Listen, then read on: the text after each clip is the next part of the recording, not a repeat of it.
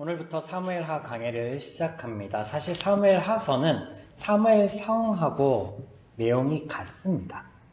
혹자들은 사무엘상 말미에 사울이 죽고 새로운 시대, 새 왕인 다윗이 세워져 감에 따라서 사무엘하가 시작된다라고 말합니다. 그래서 사무엘상은 사울 위주, 이스라엘의 첫 왕인 사울의 위주로 이야기가 펼쳐지다가 이 사무엘하에서는 새로운 시대 새 왕, 이 다윗을 위주로 이야기가 펼쳐진다라고 말을 합니다. 그러면서 사울과 비교해 다윗이 얼마나 괜찮은 사람인가라고 말을 합니다. 그러나 성경에서 하나님께서 말씀하시고자 하는 것은 그런 것이 아닙니다.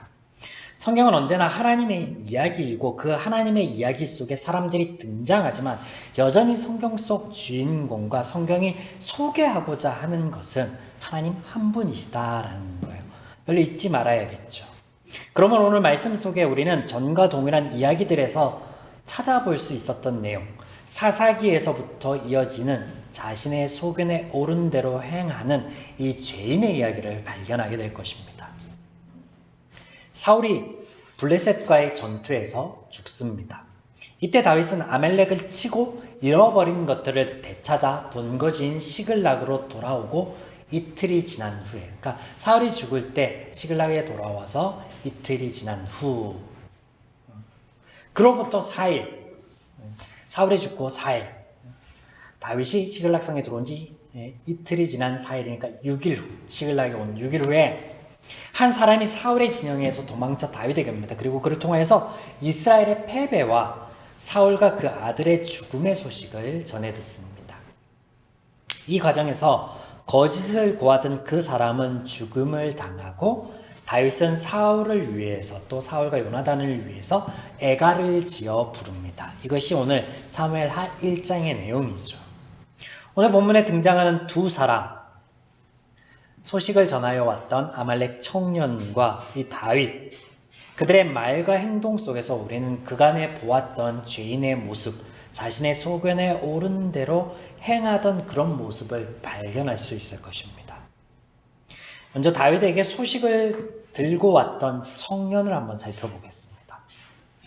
그가 아말렉 사람입니다. 사울의 진영에 있던 아마 이스라엘이 전에 치르던 전쟁들 속에서 죽임을 당하지 않고 머물러 있던 무리 중에 하나였겠죠. 다시 말씀드리면 사울의 진영에 있던 아말렉, 그러니까 이스라엘 중에 거하던 아말렉 사람 중에 한 명이었을 겁니다. 하나님께서는 아말렉 사람과 가까이 하지 말고 아말렉 사람은 영원토록 이 총회에 들어오지 못할 것이다. 그리고 그들을 진멸하라고 말씀하셨는데 사울의 진영에 아말렉 사람이 있습니다. 그것도 사울과 아주 가까이에. 자, 보시면 이 아말렉 사람이 어떤 사람이냐면 그 시글락을 쳤던 사람들 또한 아말렉 사람이었어요. 같은 족속이었다는 거죠. 이스라엘이 광야 여정을 처음 시작할 때 이스라엘과 처음 맞닥뜨려 전쟁, 싸움이라는 게 벌였던 자들 또한 아말렉입니다. 여러분 기억나실 거예요. 하나님을 시험하던 그곳, 물이 써서 못 먹었던 그곳에서 하나님을 시험고자 할 때 일어났던 전쟁. 그래서 산에 올라가서 모세가 손을 들고 기도를 하면 손을 들고 있을 때 승리를 하다가 손이 내려오면 좀 밀리고 그랬던 그때 저기 아말렉입니다. 또 이어지는 광야의 여정 속에서 힘 없어서 연약해서 다쳐서 뒤처지고 있던 이스라엘의 행렬 중에 뒤처지고 있던 광야 여정에서 그런 연약한 자들을 뒤에서 공격하고 약탈하던 자들이 이 아말렉이에요. 아말렉. 그리고 이 아말렉이 근거지가 가데스거든요. 그래서 가데스 바냐에서 정탐꾼들 일 발생하잖아요. 그래서 하나님을 원망하고 우리가 다 죽게 생겼구나 그러다가 호기를 부려서 그 가데스 지역에 있던 아말렉을 쳤다가 그런 사건 발생할 때 그 아말렉. 신명기 25장 18절에 보면 이런 말씀이 있어요. 너희는 애굽에서 나오는 게 아말렉이 내게 행한 일을 기억하라. 곧 그들이 너를 길에서 만나 내가 피곤할 때 내 뒤에 떨어진 약한 자들을 쳤고 하나님을 두려워하지 아니하였더라. 네. 때문에 하나님께서는 아말렉을 진멸하라, 이스라엘의 공동체 안에 들이지 말라라고 말씀하셨는데, 전에 말씀드렸듯 이런 이야기들은 하나님께서 인종과 민족의 차이를 두는 게 아니라는 거예요. 자, 아말렉을 보면, 성경 속에 등장하는 이 아말렉들 보면 아주 치사하고 나쁘게 등장합니다. 광야길에서 네가 피곤하고 뒤처져서 떨어진 약한 자들, 그들을 쳤다. 그리고 하나님도 모르는 자들, 하나님도 두려워하지 않는 자들이다 라는 이런 표현들이 아주 이 아말렉이 치사하고 나쁘게, 그리고 또 이스라엘의 이 광야 여정 시작부터 지금까지 이어지는 이 일련의 이야기들 중에서 아말렉은 좋게 등장한 적이 없습니다. 그런데 이 아말렉도 죄인이고 모든 사람들도 죄인이다라는 사실 아래서 보면 결국은 이스라엘과 아말렉이 같은 거예요. 우리가 읽으면서 이 아말렉이 이거 치사하구나, 아주 나쁜 놈들이구나 라고 하지만, 이스라엘 편에서 그렇게 생각하지만 이 이스라엘이나 아말렉이 같다고요. 하나님 보시기에는 모든 사람이 죄인이니까.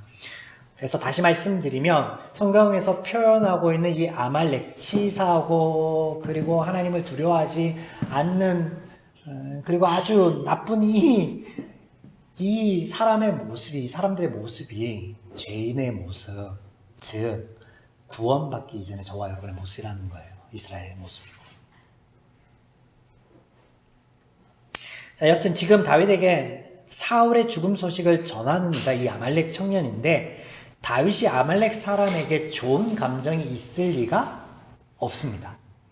다윗 바로 직전, 이 시글락으로 돌아온 이틀, 그러니까 한 6일 전만 해도 이 아말렉 사람들로 인해서 치를 떨었거든요. 가족들과 소유물을 다 잃어버린 기억이 있거든요. 좋을 리가 없죠. 그런데 그가 다윗과 사울의 관계를 알았을 테고 소식을 전하는데 거짓말을 합니다. 사울을 내가 죽였다. 요청에 의해서 내가 죽였다. 사울은 정작 스스로 목숨을 끊었는데 자신이 죽였다고 얘기합니다. 자, 이렇게 말하는 이유가 뭘까요? 지금 이 아말렉 청년이 왜 거짓말을 하고 있는 걸까요? 정치적 행보로 보일 수 있겠죠. 입신양명을 바라며. 자, 다윗의 대적이었던 사울을 자신이 죽였다 함으로 인해서 무언가 얻을 수 있지 않을까. 하다못해 다윗을 통하여서 구원을 얻지는 않을까. 블레셋에게도, 지금 다윗에게도 아말렉 청년은 반가운 이가 아니거든요. 무슨 말씀인지 알겠죠. 이 청년의 이야기 중에 아주 재밌는 대목이 있어요. 그가 엎드려진 후에는 살 수 없을 줄을 내가 알고 그의 곁에 서서 죽이고 그의 머리에 있는 왕관과 팔에 있는 고리를 벗겨 내 주께로 가져왔나이다. 이건 누구한테 얘기하는 거예요? 다윗에게. 이 이야기를 들어보면 이 사람이 사울을 죽인 사람은 아니지만 병기 든 자와 사울이 죽을 때 아주 근거리에 있던 자로 여겨집니다. 그리고 근거리에 있다가 사울이 죽었을 때 블레셋이 그 시체를 취하기 전에 뭘 취해갔다는 거예요? 왕관과 금팔찌를 취해갔다는 거죠. 그걸 가져온 거예요. 왜 가져왔을까? 두 가지 정도로 압축해 볼 수 있겠죠. 이유에 대해서는 왕관과 팔찌, 재물에 대한 욕심이거나 혹은 그것을 이용해서 자신의 목숨을 건지려고. 지난주 길보아의 산에서 사울을 따라도 모든 이들이 다 죽었다라고 했는데 안 죽은 애가 있네요. 네. 이런 표현들. 네. 다 죽었으면 이후에 다윗과 사울 휘하에 있던 장수들이 몇 날 며칠을 밤새도록 싸우면서 비기는 아주 치열한 접전이 일어날 수 없죠. 다 죽었는데, 없는데. 그런 의미가 아니었죠. 죽었다라는 표현, 제가 이후에 말씀드리겠지만 자신의 소견에 옳은 대로 행하였다. 죄인의 그 결과가 뭐예요? 그게 죽음이에요. 죽음. 성경의 패턴이 그렇게 등장하는 겁니다. 자, 보세요. 얘도 죽어요. 그 소견에 옳은 대로 행하였어요. 내가 재물을 위해서든 뭐 다른 이유에서든 가져온 이것을 가지고 전하고 내가 소식을 전하면 내가 살 수 있지 않을까? 혹은 덧붙여 내가 다이어트야에서 한 자리 할 수 있지 않을까라는 제 소견, 죄인의 소견. 그 소견대로 행하였는데 어떻게 됐어요? 다윗이 하루를 저녁 때까지 금식하고 슬퍼하다가 자신의 장수를 시켜서 저자를 죽여라. 죽습니다. 앞서 말씀드렸던 패턴. 자신의 소견에, 제 소견에 옳은 대로 행하였더라. 결과 죽음. 죽음. 이제 우리가 본문 속에서 볼 두 번째 인물이 다윗인데요. 다윗이 그 소식을 전한 청년에게 묻되 너는 어디 사람이냐? 다윗이 이것을 왜 물었을까요? 그가 대답하되 나는 아말렉 사람입니다. 외국인의 아들입니다.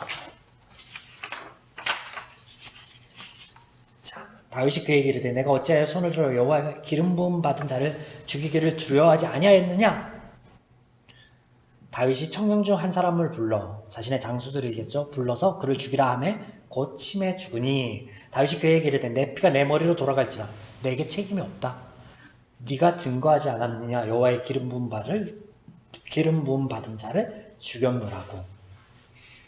자, 다윗이 소식을 전한 아말렉 사람을 죽이는데 이유가 두 가지가 등장하는데 하나는 그가 아말렉 사람이었다는 거고 하나는 기름 부음 받은 이를 죽였다는 거예요. 물론 다윗 편에서 그 아말렉이 이유가 아닐 수도 있지 않나요? 라고 제게 대묻을 수도 있겠지만 자, 앞서서 시그락 사건 얘기를 했잖아요. 아말렉 사람들에게 좋은 감정이 있을 리가 없습니다. 그리고 이 청년에게 어디 소속이냐라는 것을 왜 묻는 거예요? 자, 그간의 다윗의 행보를 한번 기억해 볼까요? 다윗의 행보들을 보면 다윗은요, 이스라엘 사람들은 치는 거를 꺼려했습니다. 아니요. 배려했어요. 그리고 이방 민족들을 치는 데는요, 주저함이 없었어요. 자신의 그 행위가 탄로날까봐 아주 그냥 한 동네에 있는 모든 살아있는 것들을 다 전멸할 만큼 아주 잔인하고 혹독한 짓을 벌였단 말이에요. 소식을 전하는 이가 기름 부음 받은 자를 죽였는데 아말렉 사람이네? 이스라엘 사람들도 아말렉 사람이네? 만약에 그가 이스라엘 지파 중에 한 인물이었다면 어땠을까요? 다윗이 죽이지 않았을까? 모를 일이죠. 모를 일이나 그러나 적어도 지금 본문 안에서 풍겨지는 뉘앙스를 보면 다윗을 그를 치는데 주저함이 없었습니다. 그 이후에 이 아말렉이라는 게 있다. 아말렉 사람. 그가 기름 부음 받은 자를 쳤다라는 거. 자, 기름 부음 받은 자. 다윗이 언급하는데 기름 부음 받았기 때문에 여호와의 기름 부음 받았기 때문에 그를 존중해야 된다라는 이야기거든요. 이게 다윗이 무슨 근거로 그런 이야기를 하는 거예요? 지금 다윗이 하나님이 이스라엘 너희의 요청에 의해서 왕을 세울 텐데 그렇게 세워진 왕은 모든 이스라엘인들이 따르고 두려워하고 존중하고 존경해야 돼 라고 말한 적이 있나요? 우리 사무엘상 강해를 통해서 그런 구절, 비슷한 구절이라도 살펴본 적이 있는가요? 오히려 하나님께서는 왕에게 사람들 위에 서지 말고 그 사람들을 너의 종으로, 너의 소유물처럼 점가하거나 여기지 말고 너는 오직 하나님의 말씀에만 집중하라 라고 말씀하셨죠. 자, 이것은 다윗이 자기 자신을 대변하는 말이기도 합니다. 왜냐면 기름 부음 받은 자라고 할 때 사울과 다윗이 있잖아요. 사울을 존중하고 아끼고 그 목숨을 함부로 할 수 없어. 그러면 다음 기름 부음 받은 자는 다윗 자신도 함부로 할 수 없지. 날 함부로 할 수 없지. 아마 죽음의 어떤 그 고통, 두려움 속에서 도망다니면서 내뱉었던 이 다윗의 말은요, 스스로를 위로하는 말, 또한 다윗과 함께하는 이들에게 자신의 입지를 어떤 높이거나 또 전하기 위한 말이었지 않았나. 어떻습니까, 여러분? 다윗의 행위가, 다윗의 지금 이 행위가 어떻습니까? 자, 우리가 다윗의 애가를 살펴보기 전에 다윗이 이 노래를 유다 사람들에게 가르쳐서 부르게 합니다. 이건 또 왜 그럴까요? 다윗이 유다 지파였기 때문에 그들의 가족이고 그들의 친척이었기 때문에 그랬을까요? 다윗이 사울에게 쫓겼을 때요, 유다 사람들을 돕아서 싸우는 일도 있었는데 그 유다 사람들이 배신했거든요. 그래서 다윗이 도망다니니까 다시 브레셋 땅으로 가고 막 그랬거든요.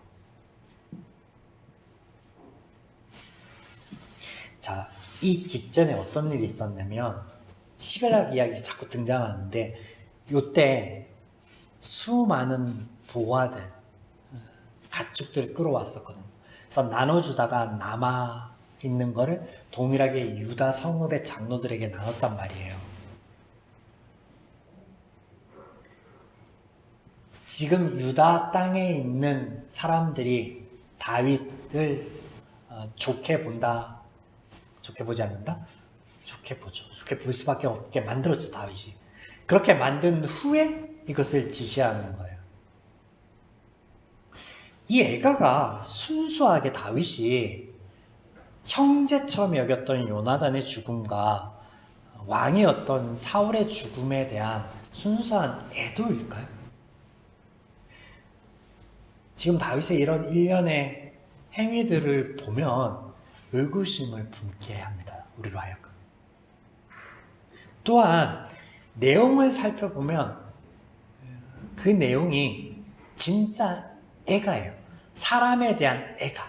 근데 그 안에 사람 말고는 하나님은 없어요.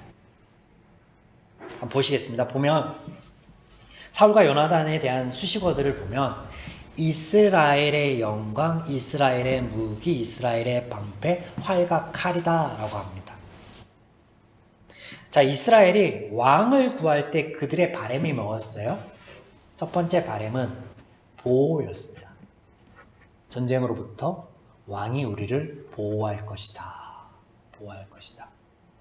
그 보호를 의미하는 가장 좋은 수식어가 뭐겠어요? 방패. 방패. 자, 이스라엘의 보호자이신 하나님을 버리고 왕이라는 보호자를 택하였던 이스라엘, 그 죄인들, 너희들이 왕을 구하는 악을 더하였다라고 한 하나님의 말씀대로라면요, 사울과 요나단은 이스라엘의 영광이요 이스라엘의 방패라고 하는 다윗의 이 애가가 가합니까? 이 묘사들이 글쎄요. 다윗이 골리앗 앞에 당당하게 나가면서 고백하였던 말들과는 사뭇 다릅니다. 달라요. 사실 이스라엘의 영광이요 칼과 방패는 사울과 요나단이 아니죠. 이스라엘의 인도자, 보호자, 구원자, 이스라엘의 모든 것 대신 하나님이시죠. 하나님이시죠.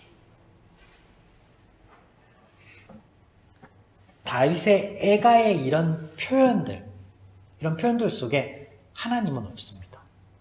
사람만 있어요. 다윗의 이 애가가 정말로 사울과 요나단을 그들만을 위한 애가였는가? 정치적 행보였는가? 자, 계속 질문 드리죠. 말씀 마칠 때쯤 여러분들이 질문에 답을 얻을 거예요. 자, 신앙 공동체로서의 이스라엘의 중심은 하나님입니다. 하나님. 그래서 이스라엘이 왕을 구한 것이 아니라 하나님을 구하여야 했지만 그러지 못했다는 거예요. 여기서 이어지는 게 사울의 죽음에 등장하였던 하나님의 언약으로서의 할례예요. 하나님의 언약을 이해하였다면 이해하지 못하는 죄인들이었으니까 하나님 대신 왕을 구하였고, 또 똑같으니까 사울이 할례라는 걸 언급하면서 자신의 죽음에 대한, 자신의 어떤 그 명예에 대한 스크래치 나는 것을 염려하였지 하나님께 구원을 구하지 못했다라고 지난주 말씀드렸는데, 다윗의 이 애가에도 동일한 할례가 등장하는데 들어보세요. 이 일을 가드에도 알리지 말며 아스글론 거리에도 전파하지 말지어다. 블레셋 사람들의 딸들이 즐거워할까? 할례 받지 못한 자들의 딸들이 개가를 부를까? 염려로다. 지금 다윗의 이 애가에 등장하는 염려가 죽을 때 사울이 고백하였던 염려와 뭐가 다르죠? 다른 게 있나요? 저는 같아 보입니다. 똑같아 보입니다. 자, 하나님에 대해서도, 하나님의 말씀 언약에 대해서도 지금 다윗이 고백하고 있지 않아요. 무지한 것 같아요. 그런데 하나님의 일하심에 대해도 무지한 다윗을 발견하게 됩니다. 내 형 요나단이여, 내가 그대를 애통하면 그대는 내게 심히 아름다움이라. 그대가 나를 사랑함이 기하여 여인의 사랑보다 더하였도다. 다윗의 이 애가 때문에요, 저희들이 지금까지 들었던 말이 이게 저희 마음에, 머릿속에 박혀 있는 것 같아요. 기이한 사랑. 요나단의 기이한 사랑. 여인의 사랑보다 더 큰 기이한 사랑. 자, 여기서 기이한 사랑에서 기이하다는 크다, 경이롭다예요. 다윗이 볼 때, 어린 다윗이 볼 때 요나단은 큰 자였죠. 그리고 왕의 아들, 왕자로서 자신을 위해주고 자신을 돌아보지 않고 다윗의 목숨을 보존하려고 하고, 그런 것들이 아주 귀해 보이고 그것들이 아주 존경스럽고 그랬을 거예요. 그런데 이유는 모르겠다는 거죠. 기이하다, 경이롭다.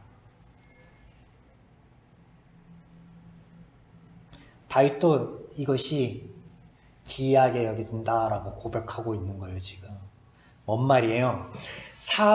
하나님의 일하심을 통하여서 다윗, 인정받지 못하고 작은 자, 연약한 자가 바뀌었다라는 거. 그래서 사랑받는 자가 되었다라는 거. 그래서 요나단뿐만 아니라 사울, 다윗을 죽이고자 하는 사울의 아들, 딸들, 그리고 신하들, 그리고 백성들 모두가 사랑하게 되었다. 이게 하나님의 일하심, 하나님이 다윗과 함께 하심에, 그리고 또 선용하심의 결과였다라고 말씀을 드렸었잖아요. 그런 하나님의 일하심에 대해서 지금 다윗이 고백하고 있지 않고 언급하지 않고 있는 거예요.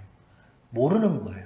혹시 다윗이 알매도 불구하고 애통한 마음에 요나단을 위해서 이렇게 표현했다라면요, 빼박이에요. 정치적 행보죠. 왜냐면 다음은 자신이 왕이 될 텐데, 여러분, 왕에게 있어서, 그러니까 사람들이 누군가의 어떤 리더가 되고, 차세대의 이제 리더가 되고, 오너가 되고, 누군가 뒤를 잇는 어떤 그 공동체의 장이 되면요, 그 장이 되는 사람은요, 두 가지예요. 앞에서 했던 자를 깎아내리거나 높이는 거. 깎아내림으로써 자신이 더 그보다 나은 사람이었다는 거. 혹은 훌륭한 사람 밑에서 훌륭한 이인자가 돼서 더 발전했다. 이런 이야기들을 좋아합니다. 그래서 사울을 높이고 요나단을 높이는 것, 하나님의 일하심의 결과 사랑을 받았다라는 것을 배제하고 그렇게 이야기하는 것은 빼박이라는 거죠. 만약에 그랬다면 다윗은 지금 정치적인 행보를 이어가고 있다는 거예요. 이 애가를 지어 부르게 하고 이것을 다른 사람들에게 부르게 해서 지금 이스라엘의 왕에 대한 죽음, 이스라엘 패배에 대한 것에 너무나 애통해 한다라는 것. 보이기 위한, 사람에게 보이기 위한. 그런데 저는 그렇게 보지 않고 여러분과 함께 나눴듯이 그가 죄인이니까 하나님에 대해서도, 하나님의 언약에 대해서도, 하나님의 일하심에 대해서도 여전히 모르니까 이런 고백을 하고 있다라고 말씀드리고 싶습니다. 그래서 앞서 이야기하였던 이 아말렉 청년이 자신의 소견에 오른 대로 행함이나 지금 다윗이 하고 있는 것이 일반 다르지 않다라는 거예요.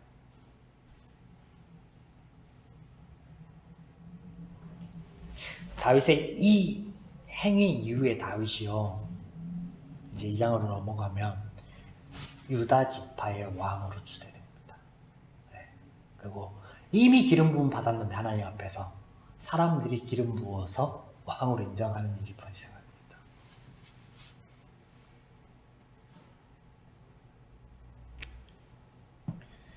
사무엘의 죽음 후에 보인 사울의 정치적 행보들을 여러분 기억할 겁니다. 정작 자신의 이방신을 따르고 신접한 여인을 의지하면서 이스라엘 땅에서 신접한 자와 박수를 쫓아내었던 사울의 행보와 지금 이 사울이 죽은 후에 다윗의 행보가 다르게 보이지 않는다는 거예요. 하나님이 성경의 저자이시고 성경의 편집자이시다면 사울과 똑같은 다윗의 모습으로 하나님이 이렇게 비슷한 패턴으로 기록하고 있지 않았나, 그렇게 말씀드릴 수도 있겠죠. 자신의 소견에 옳은 대로 행하는 죄인이 보일 뿐입니다.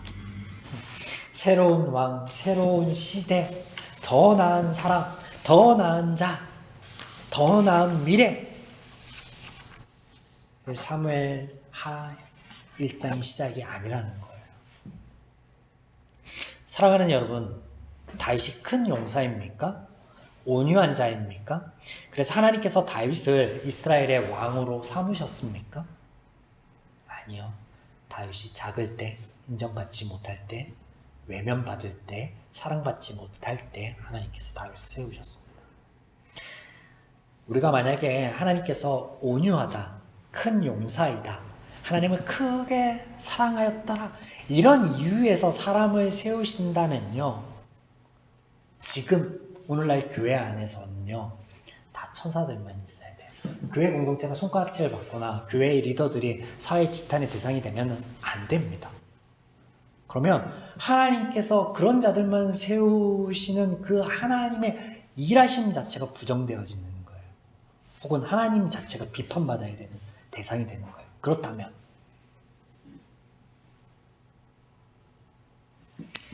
그저 은혜이죠. 아무나 세웁니다. 아무나 세우는데 그 아무나 중에 사람들이 보기에 세울 만한 자가 아닌 자를 더욱 세우시죠, 하나님. 그래서 그 자가 모난 자인데 발전해 가고 하나님을 알아가고 하나님을 고백해 가는 그 삶을 통해서 하나님 당신을 증거하고 계시는 거예요. 하나님. 우리는 은혜로 일하시는 하나님을 사무엘 하에서도 다시 보게 될 것입니다. 또 자신의 소견에 옳은 대로 행하는 죄인들의 한계 또한 볼 텐데, 이런 죄인들의 한계 앞에 답은 하나님 뿐이심을 다시 한번 확인하게 될 거고, 죄인들의 이스라엘이 하나님 대신에 구한 죄인들의 왕을 통하여서 인간을 위한 진정한 왕이신 하나님을 보게 될 것입니다. 자, 오늘 말씀을 통해서 우리가 적용하고 기억해야 될 대목이 있다면, 하나님의 공동체 안에서 하나님이 아니라 그 공동체를 세워가시는 이는 하나님이라는 사실. 그런데 사람은 우리 앞에 보입니다. 그 사람이 행한 일들은 보입니다. 그런데 하나님께서 하신 것들은요, 믿음의 눈이 아니고서는 보기 힘듭니다. 그래서 때로는 사람들이 사람을 의지하고 그 사람을 의지하는 걸 너무 추종하기도 하고, 또 그렇게 체험받은 이는 자신을 통해서 일하신 하나님이 아니라 자신 스스로가 우쭐하여 다른 사람들에게 영향력을 발휘하려고 마치 자신이 한 것처럼 행하는 일들을 종종 보게 됩니다. 우리 공동체 안에, 적어도 믿음의 공동체인 교회 안에는 그런 일들은 없어야 되지 않겠습니까? 사회에서는요, 특출난 한 인물이, 리더가 변화를 가져올 수 있습니다. 선한 방향으로 좋은 결과들을 가져올 수 있어요. 하지만 하나님의 공동체는 그렇지 않습니다. 물론 사람의 수고하고 애씀에 대해서 제가 부정하는 것이 아닙니다. 리더에게서 받을 수 있는 영향력이라는 것도 제가 배제하는 것이 아닙니다. 우리가 공동체 안에서 바라봐야 될, 정말로 의지해야 될 대상이 무엇인가에 대한 그 본질적인 질문을 드리고 있는 거예요.